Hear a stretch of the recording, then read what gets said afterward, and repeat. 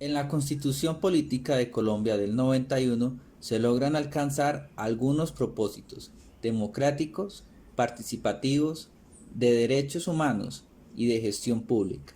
En el artículo 1, en el artículo 40, en el artículo 13, en el artículo 209. Algunos mecanismos constitucionales de protección, como son la acción de tutela, el habeas corpus, acción de cumplimiento, acciones populares, derechos de petición, acción de protección familiar, organismos de protección. La Constitución Política y la Ley establecieron o perfeccionaron un conjunto de organismos de promoción y protección de derechos humanos y de derechos fundamentales, entre los cuales están la Procuraduría General de la Nación, la Defensoría del Pueblo, la Corte Constitucional, las Comisiones de Derechos Humanos y audiencias del Congreso de la República, las personerías distritales y municipales, entre otros. Colombia cuenta con una historia de aproximadamente 200 años en procesos reformistas. En Colombia, el gobierno de la República está establecido para proteger a todas las personas residentes en Colombia, en su vida, honra, bienes, creencias y demás derechos y libertades, y para asegurar el cumplimiento de los deberes sociales del Estado y los particulares. Reza en la Constitución del 91. Fue entonces la séptima papeleta del movimiento que cambió a Colombia hace 30 años. La séptima papeleta, que ha sido uno de los pocos movimientos estudiantiles que han logrado cambios sustanciales en la historia. En ella se enunciaba plebiscito por Colombia, voto por una asamblea constituyente que reforme la Constitución y determine cambios políticos, sociales y económicos en beneficio del pueblo. La Carta Magna, que pretendía reformar, estaba vigente desde 1886 y establecía el catolicismo como el pilar del Estado. Restringía el derecho al voto, permitía la pena de muerte, prohibía el divorcio y daba poderes extraordinarios al presidente, como el de elegir gobernadores y magistrados. El Estado colombiano se enfrentaba en una cruenta guerra a los carteles de narcotráfico. Las tasas de homicidios eran las más altas del mundo. Los atentados contra la población civil eran frecuentes y 6 guerrillas buscaban derrocar el gobierno. El único objetivo realmente era lograr crear un espacio de reconfiguración institucional con bases de un proyecto de sociedad, democracia desde un proyecto de integración, crear un proyecto centrado en derechos. Y eso se logró parcialmente. Participaron las guerrillas del M-19 y el EPL, y todos los políticos, conservadores, los indígenas, los liberales, los campesinos, los cristianos, y se reconfiguró el Estado constitucional.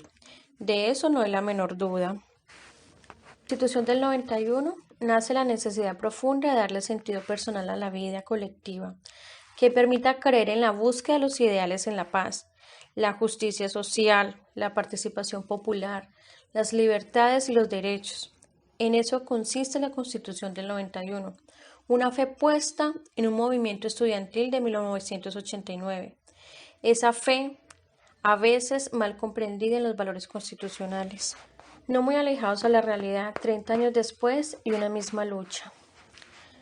La Constitución, entonces, es la muestra clara del arte de la escritura y del ejercicio público del deber bien hecho.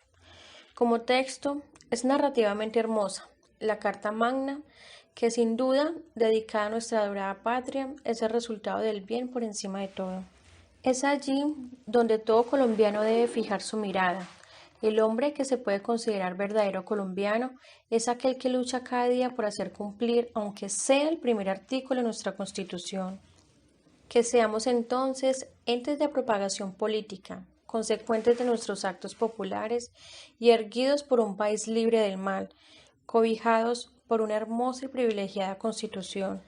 Y por un momento nos detuvimos y dejamos a un lado, sin importar la diferencia de raza, sexo y creencia, que existe una pandemia la cual ayuda a develar una gran cantidad de problemas que vienen gestándose a lo largo de la historia, que se hicieron más profundos y visibles en el transcurrir de estos días para dar paso a una lucha que llevamos por años por lograr un ideal de un país mejor, un estallido social. Con lo anteriormente expuesto y guiándolo en contexto a la situación actual que está atravesando Colombia, situación que se ha salido de control, hemos evidenciado una gran cantidad de injusticias que se han dado por consecuencia de las marchas y movilizaciones desde el 28 de abril del presente año. Recordemos que la movilización se da tras la propuesta del presidente electo, donde propone reformas tributarias, de salud y a trabajadores, donde los ciudadanos nos vemos perjudicados, ya que por la pandemia COVID-19 la economía no se encuentra en condiciones óptimas ni con los recursos suficientes para dichas reformas.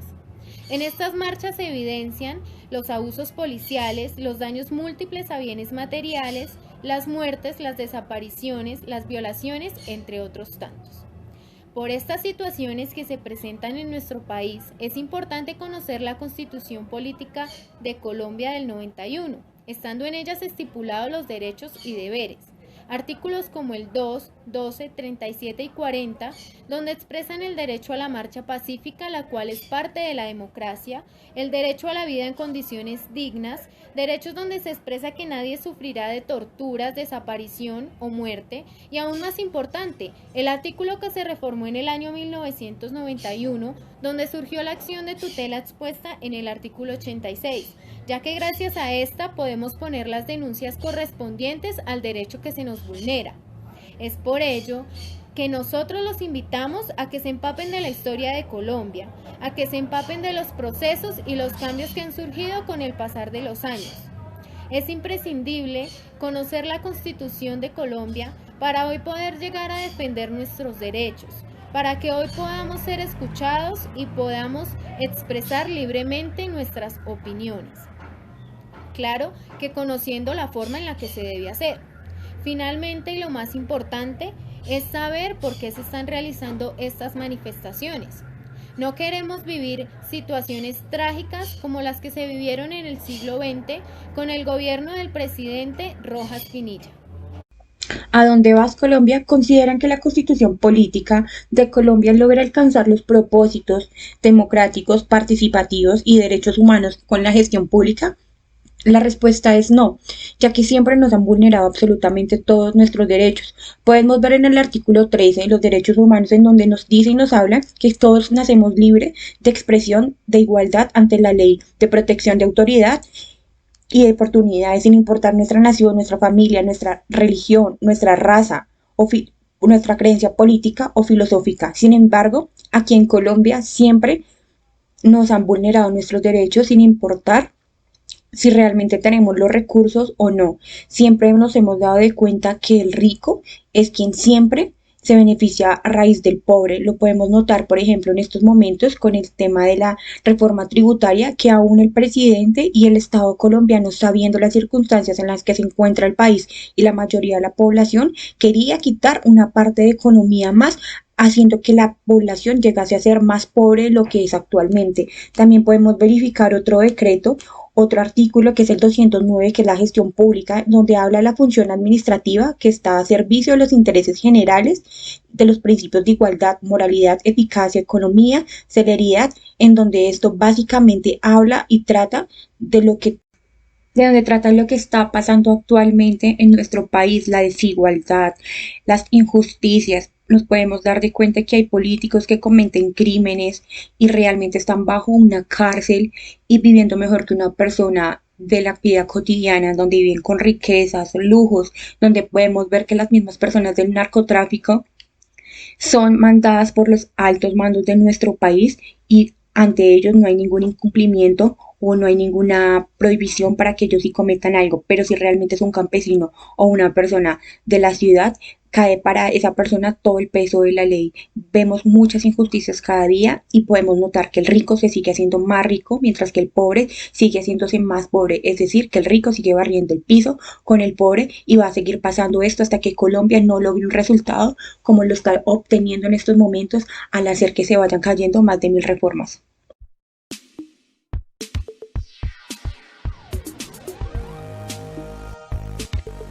Algunos artículos que hablan sobre la economía en Colombia. Lo que nos quiere decir El artículo 57 es que las empresas que ejecutan esta acción ganan empleados dedicados y eficientes. En cambio, compañías que eviten este artículo, los trabajadores no tienen sentido de pertenencia. En el artículo 64 y 65 menciona una protección especial a las actividades agrícolas y al campesino. Entonces, ¿por qué las importaciones son más altas que las exportaciones? Sabiendo que en Colombia productos como los cereales, a los campesinos no se les retribuye bien su trabajo. A la compra del producto, los precios son bajos y a la venta, el consumidor final, el precio aumenta. La igualdad social, igualdad de oportunidad, entre otros conceptos, en toda Colombia no se da. Hay partes de Colombia que la educación es un privilegio, en otras partes es una odisea. La ignorancia es un arma muy peligrosa. Al no conocer la Constitución no tiene idea qué dice. El ciudadano colombiano ignora las oportunidades que puede tener o acceder. De las injusticias sociales que puede estar viviendo, pasando. Ni cuenta se da que sus derechos son violentados. El saber es poder. Francis Bacon.